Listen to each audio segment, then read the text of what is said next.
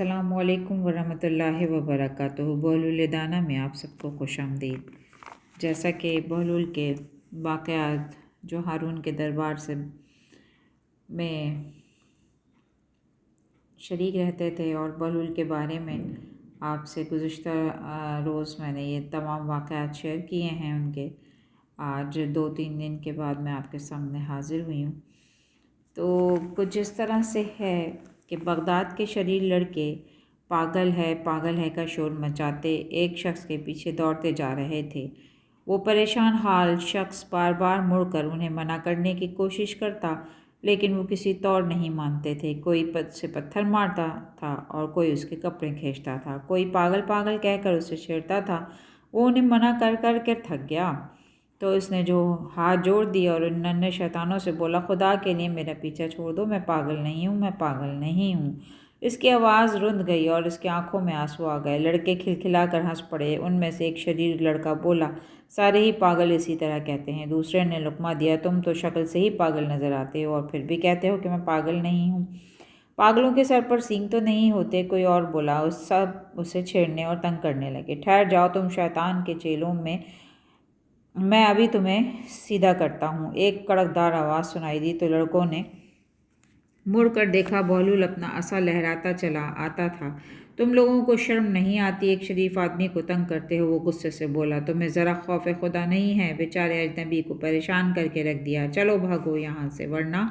उसने दांत पीस कर लाठी उठाई तो लड़के सर पर पैर रखकर भागे। उस शख्स की जान में जान आई और उसने अपना लिबास दुरुस्त किया और हाँफता हुआ बोला, आपकी बहुत मेहरबानी, अगर आप ना आते तो ये शरीर लड़के मुझे सचमुच ही पागल कर देते। उसकी आंखें भीग गईं। बहलुल ने उसकी जानिब देखा। वो शक्ल सूरत से और लिबास से अजनबी मालूम होता था। उसके चेहरे पर परेशानी हरास था। बहलुल ने हमदर्दी से पूछा, भाई तुम अजनबी मालूम होते हो? हमारे इस शहर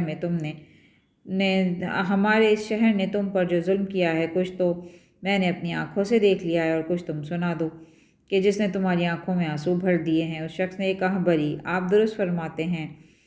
इस शहर ने तो मुझे पागल बनाने में कोई कसर नहीं छोड़ी। मैं चंद रोज़ पहले ही यहाँ वारिद हुआ हूँ। मेरे पास कुछ जवाहरात और सोने के सिक्के थे, वही मेरी पूंजी थी और वही ज़्यादा सफ़र। मैंने इस खौफ से कि कहीं अजनबी शहर में लुट ना जाऊँ, वो जवाहरात एक अत्तार के पास अमानत रखवा दिए थे।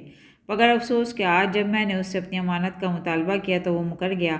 उसने मुझे बुरा भला कहा और शरीर लड़कों को ये कहकर मेरे पीछे लगा दिया कि मैं पागल हूँ। उसके आंसू बह निकले। बहलुल ने उसे तसल्ली दी, भाई मुझे बहुत अफसोस है कि इस शहर में तुम्हारे साथ ऐसा सलूक हुआ है, लेकिन तुम फिक्र ना करो, तुम्हारी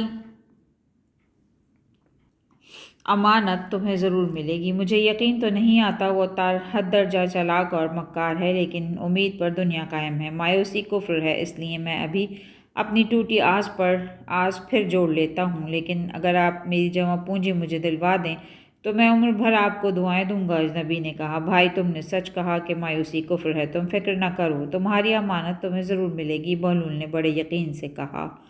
खुदा आपका भला करे, अजनबी बोला। अच्छा, अब तुम इस तरह करो कि मुझे उस अत्तार का पता बता दो। कल इसी वक्त तुम फिर उस अत्तार की दुकान पर आना और उससे अपनी अमानत का मुतालबा करना। बहलुल ने उसे हिदायत दी। नहीं जनाब, मैं उस मकार की दुकान पर नहीं जाऊंगा। पहले ही उसने मेरे साथ क्या कुछ नहीं किया। अजनबी ने घबरा कर कहा, पूरी बात तो सुन लो यार, तुम्हें इस कदर घबराने की ज़रूरत नहीं। मैं उसकी दुकान पर पहले से मौजूद हूँगा। ये मेरा जिम्मा कि वो तुम्हें कुछ नहीं कहेगा। बहलुल ने जोर देकर कहा। अगले रोज़ बहलुल इस अत्तार की दुकान पर पहुंचा। उसके हाथ में एक थैली थी। वो उसे सलाम करके बोला, जनाब मैं कुछ अरसे के लिए खुरासान जा रहा हूँ। दूर का सफ़र है, खुदा मालूम वापस आऊँ या ना आऊँ। राह में चोर डाकुओं का भी ख़तरा है। मेरी जमा पूंजी कुछ जवाहरात और 30,000 अशरफियाँ हैं। आप इन्हें मेरी अमानत समझ कर रख लें। अगर मैं 3 माह बाद वापस आ गया तो अपनी अमानत ले लूँगा। अगर मुझे वापस आना नसीब ना हुआ तो आप इस रकम से कोई मस्जिद बनवा दें। बहलुल ने नहायत संजीदगी से कहा। अत्तार ने थैली हाथ में ली।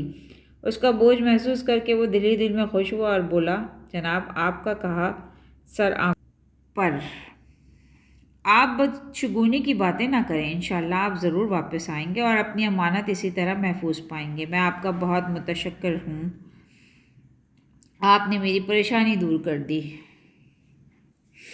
बहलुल ने थैली उसके हवाले कर दी। उसी वक्त वो अजनबी भी दुकान पर पहुंच गया। اور بڑی لجاجت سے بولا جناب میں نے جو امانت آپ کے پاس رکھوائی تھی براہ کرم اسے عنایت فرما دیجیے۔ عطار سوچنے لگا کہ اسے کیا جواب دے، اگر وہ انکار کرتا ہے تو بہلول مشکوک ہو سکتا تھا، کیا خبر وہ اپنی امانت واپس لے جائے اور کسی دوسرے کے پاس رکھوا دے۔ بہلول کی تھیلی اس کی تھیلی سے زیادہ وزنی ہے، بہلول خلیفہ کا رشتہ دار بھی ہے اور اگر اس کو اکثر و بیشتر خلیفہ سے نذرانے بھی ملتے رہتے ہیں، یقیناً اس کے جواہرات زیادہ قیمتی ہوں گے۔ یہ سوچ کر اس نے اپنے ملازم سے کہا کہ وہ اجنبی کی تھیلی لا کر اسے دے دے۔ اس شخص نے تھیلی لی اور دعائیں دیتا ہوا چلا گیا۔ بہلول بھی عطار کو خدا حافظ کہہ کر رخصت ہو گیا۔ عطار نے بے قراری سے وہ تھیلی کھولی تاکہ اس کی مالیت کا اندازہ کر سکے۔ یہ دیکھ کر اس کی آنکھیں کھلی کی کھلی رہ گئیں کہ تھیلی میں لوہے اور کانچ کے ٹکڑے بھرے ہوئے تھے۔ اس کے ساتھ ہی واقعے کہ آپ کے سے اجازت چاہوں گی۔ جزاک اللہ خیراً کثیرا۔